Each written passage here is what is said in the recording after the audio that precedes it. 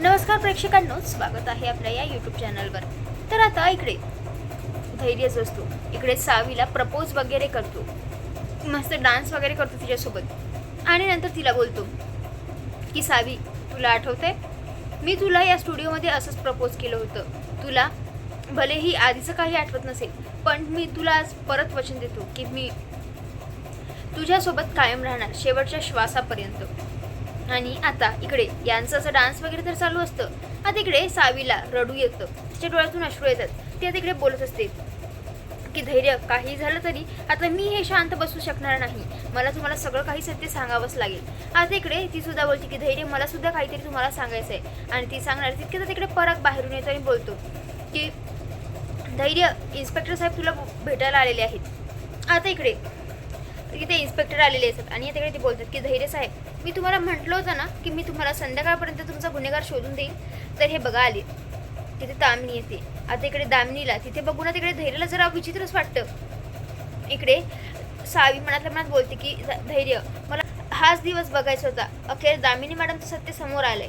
आणि इतकंच नाही तर मला माहिती होतं का तुम्हाला जेव्हा समजेल की तुमची साई गुन्हेगार आहे तेव्हा तुम्हाला काय वाटू शकतं. आणि तिकडे अशी सगळी ती मनातल्या मनात बोलत असते. इकडे पराग आणि रीनालाही वाटत असतं की त्यांचा प्लॅन सगळा काही सक्सेसफुल झालेला आहे. त्यावर आता इकडे इन्स्पेक्टर बोलतात, अरे ती बाई कुठे गेली, तिला आणा की. सॉरी मॅडम, तुम्ही एक साईड व्हा. आता इकडे ती म्हणजे दुसऱ्याच बाईला आणते. आता इकडे ती बोलते की साहेब माफ करा, म्हणजेच माझा नवरा दारू पिऊन गाडी चालवायचा आणि चुकून तुमच्या वडिलांचा म्हणजेच तुमच्या सासऱ्यांचा त्यांनी ॲक्सिडेंट केला. आणि देवाच्या दारात अंधार नसतो आणि असं म्हणूनच माझ्याच नवऱ्याचा दुसऱ्या दिवशी ॲक्सिडेंट झाला, माफ करा साहेब. आणि असं म्हणल्याबरोबर इकडे ती खूप रडत असते. आता हे सगळं सावीला समजतं. आता इकडे त्यावर दामिनी बोलते की धैर्य, अखेर तुझ्या कामाला म्हणजेच तुझ्या सगळ्या काही मेहनतीला यश आलंय आणि अखेर सावीच्या पप्पांना न्याय मिळालाय. आता इकडे ती सावीकडे बघून बोलते की सावी, अगं बाई, तुझ्या पप्पांना आता न्याय मिळालाय, त्यांचा गुन्हेगार सुद्धा सापडलाय. आता फक्त तुझी जी मेमरी आहे ती लवकरात लवकर परत यायला हवी. आणि आता असं सगळं काही बघितल्याबरोबर इकडे सावीला खूप राग येत असतो. कारण आता इकडे सावीला सगळं काही म्हणजे हे समजत असतं की हा दामिनीचाच प्लॅन आहे म्हणून. इकडे दामिनी आणि त्या इन्स्पेक्टरकडे बघत असते. तर आता इकडे ते एकमेकांना इशाऱ्याने काहीतरी इशारे करत असतात. तेव्हाच आता इकडे सावीला समजलेलं असतं की हे सगळं मुद्दामून हिने केलेलं आहे. आता इकडे इन्स्पेक्टर आणि म्हणजेच त्या बाईला सोडायला इकडे धैर्य बाहेर जातो. आता इकडे आतमध्ये हे तिघही असतात. त्यावर इकडे रीना आणि पराग बोलतात की अगं सावे, हे काय होऊन बसलं, अगं या दामिनीने तर अख्खा प्लॅनच उलटवून टाकला. त्यावर आता इकडे ती बोलते, त्या पोलिसांना सुद्धा हे पैसे चारलेत ना, अरे पैशाने सगळं काही विकत येतं. आणि आता असं सगळं काही झाल्याबरोबर इकडे तिला समजत नसतं काय करायचं. तरी आता इकडे ती बोलते, पण काही झालं तरी मी माझ्या पप्पांना न्याय मिळवूनच. तर आता इकडे घरी आल्यावर आता इकडे दामिनी देवाच्या वगैरे पाया पडत असते आणि अशी दाखवत असते की तिला खूपच खुशी झालेली आहे, खूपच सच्ची आहे. आणि म्हणून आता इकडे सगळ्यांसमोर ती बोलते, खरंच धैर्य, आज ना मला किती खुशी होते. अखरी ना म्हणजे धैर्यांच्या तुझ्या सासऱ्यांना म्हणजे सावीच्या पप्पांना ना अखेर न्याय मिळालायच. आता इकडे ती खूपच दाखवत असते. त्यावर आता इकडे ती सावीची सुद्धा काळजी असं सुद्धा दाखवत असते. त्यावर इकडे धैर्य बोलतो, खरंच आई, माझ्या आज डोक्यावरचं खूप मोठं ओझं आज हलकं झालंय असं वाटतंय. आता इकडे हे सगळं बघून इकडे सावीला फार राग येत असतो. आता इकडे संध्याकाळ झालेली असते. इकडे जी असते म्हणजे आता इकडे दामिनी यांना जर सांगितलेलं असतं की उद्या विठ्ठलाच्या मंदिरात आपल्याला मुजुमदारांच्या घराला आरतीसाठी बोलवलंय, म्हणून तो मान आपल्याला मिळालाय आणि आपल्याला उद्या जावे लागेल आणि तुम्हाला दोघांना तिथे पूजेसाठी बसावं लागेल. आता इकडे दामिनी रूममध्ये जाते आणि आता इकडे नाना जे असतात इकडे सुधाकरला चांगलेच हाणत असतात आणि बोलत असतात, सांग धाकट्या मालकांपर्यंत तू तो नंबर कसा पोहोचवला. त्यावर आता इकडे ते बोलत असतात, अरे पण मी कसं पोहोचवणार, तुम्ही मला इथे डांबून ठेवलंय. त्यावर आता इकडे दामिनीचा फोन येतो आणि आता इकडे ती बोलते, काय हो नाना, काही बोललेत का ते. त्यावर आता इकडे ते बोलतात म्हणजेच नाना, काहीच नाही. आता इकडे त्यावर दामिनी बोलते, बरं ठीक आहे, मोबाईल स्पीकरवर टाका आणि त्यांच्याजवळ द्या. आता इकडे त्यावर दामिनी बोलते, काय रे, सांगतोस की नाही, कसा काय पोहोचवलाय तू धैर्यांजवळ नंबर. त्यावर आता इकडे तो बोलतो की दामिनी, तुझा पापाचा घडा भरलाय ग, अगं त्याने सगळं काही बघितलंय. असं म्हटल्याबरोबर इकडे तिला धक्काच बसतो. ती बोलते, कोणी बघितलंय. त्यावर तिकडे तो बोलतो की अगं सगळं काही देवाने बघितलंय आणि लवकरच तुझा काळ समोर येणार. आता इकडे असं सगळं काही बोलून इकडे दामिनी बोलते की नाना, काही झालं तरी मला सकाळपर्यंत सगळं काही कळायला हवं. उद्या विठ्ठलाच्या मंदिरात पालखी उतरणार आहे आणि आता असं सगळं काही म्हणून आता इकडे ती फोन ठेवते. इकडे सावीने सगळं काही ऐकलेलं असतं. त्यावर ती बोलते की ते कोणाला प्रश्न विचारत असेल दामिनी आणि काय करत असेल. म्हणजे तिला काही समजत नाही की नेमकं कोणाला तिने डांबून ठेवले. दामिनी आता इकडे दूध काढता त्यात आता इकडे परत जे दुधाचे असते ते विषाचे ड्रॉप्स टाकत असते. आता हे सगळं इकडे अवंती आणि नीता दोघी दारातून बघत असतात.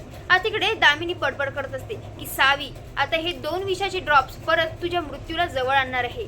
अगं लवकरच तू म्हणजे तुझं सावी नावाचं हे जे भूत आहे ना, धैर्य म्हणजेच माझ्या मुलाला आणि माझ्यापासून लवकरच तुला दूर नेणार आहे. आता असं सगळं काही ती बडबड करत असते. आता इकडे या दोघीही खूप घाबरतात आणि तिकडे बोलतात की आई अशा काय करत आहेत आणि सावीला विष का देत आहेत. आता इकडे दामिनी तर ग्लास घेऊन इकडे सावीच्या रूममध्ये गेलेली असते. त्यावर आता इकडे बोलते, सावी बाळा हे घे दूध. त्यावर आता इकडे ती घेते. म्हणजेच आता इकडे ती सरळ तर बोलत असते की नाही मी नाही घेत हे दूध. त्यावर आता इकडे ती बोलते, सावी बाळा तू शहाणी बाळा आहे ना, घे. आता इकडे सावी कशी बशी घेते. आता इकडे नीता आणि अवंती दोघी दारात उभ्या असतात. हातवारे करून तिकडे तिला इशारा करण्याचा प्रयत्न करतात. म्हणजेच त्यांच्याकडे लक्ष केंद्रित झालं पाहिजे म्हणून तिकडे ते प्रयत्न करतात. एकदम आता सावी त्यांच्याकडे बघते. त्या तिकडे इशाराने सांगतात की दूध नको पिऊ म्हणून. आता इकडे त्यावर सावी बोलते की अशा का करत असते. आता इकडे त्यावरती बोलते की नाही मी आता नाही पिणार दूध. मला आठवलं मी फ्रेंड आल्यावरच दूध पिणार. म्हणजे तो मला छान छान गोष्टी सांगतो ना, मग दूध कसं संपतं ना ते मला समजतच नाही. त्यावर आता इकडे दामिनीला राग येतो. पण आता इकडे ती बोलते बरं ठीक आहे पण दूध नक्की प्यायचं. त्यावर आता इकडे ती बोलते हो पिणार.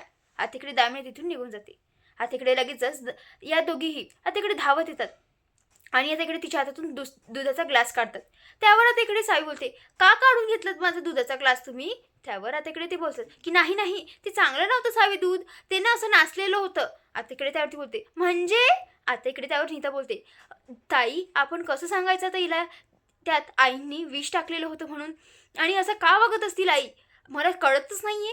आता असं म्हटल्याबरोबर इकडे सावी बोलते की या काय बोलत आहेत नाही, त्यांचं पाप लपवण्यासाठी हे सगळं काही करत आहेत. आता इकडे या दोघींना समजतच नसतं नेमकं काय बोलत आहे सावी. आता लगेचच इकडे त्या दार लावतात आणि आता इकडे सावी सांगते की वहिनी हे सगळं त्या मुद्दाम करताय मला मारण्यासाठी. म्हणजेच आता इकडे या दोघी बोलतात, सावी म्हणजे तुला सगळं काही आठवतंय. त्यावर आता इकडे ती बोलते, हो ताई हो वहिनी मला सगळं काही आठवतंय. हे जी दामिनी मॅडम आहेत हे सगळं मुद्दाम करतायत, कारण ते आज ज्या रडत होतात ना माझ्या पप्पांना न्याय मिळालाय म्हणून, ते सगळं त्यांचं खोटं रूप होतं. त्यांनी माझ्या पप्पांना मारून टाकले, त्यांनीच माझ्या पप्पांचा ॲक्सिडेंट केला आहे हेच सत्य आहे. आणि म्हणूनच मला हे सगळं असं खोटं वागावं लागतं, कारण त्यांचं सगळ्यांसमोर मला खरा चेहरा आणायचा आहे आणि मला लवकरच माझ्या पप्पांना सुद्धा न्याय मिळवून द्यायचा आहे. आता असं म्हटल्याबरोबर इकडे या दोघींनाही म्हणजे आता इकडे समजत नसतं, त्यांच्या डोळ्यातून अश्रू असतात. इकडे सावी बोलते, पण वहिनी या सगळ्यांमध्ये मला तुमची साथ हवी आहे, द्याल ना तुम्ही मला साथ. आता असं म्हटल्याबरोबर त्या दोघीही तिच्या हातात हात ठेवतात आणि बोलतात की सावी काही झालं तरी आम्ही तुझ्या सोबत आहोत. आणि एक लक्षात ठेव, आता ही जी काही पण आपल्यात गोष्टी झाल्या या फक्त इथे रूममध्येच राहणार, या दाराच्या बाहेर जाणार नाही. आणि आता इकडे दुसरीकडे आता इकडे सकाळ झालेली असते. आता इकडे पालखी वगैरे आलेली असते. आता इकडे हे सगळे तिथे पोहोचलेले असतात. आता इकडे नाना जे असतात आता इकडे तिथे नसतात. आणि आता इकडे तो जो एक गुंड असतो त्या सुधाकरच्या बाजू म्हणजे त्याला बघणारा, आता इकडे त्याला भूक लागलेली असते म्हणून आता इकडे तो तिथून चालला जातो.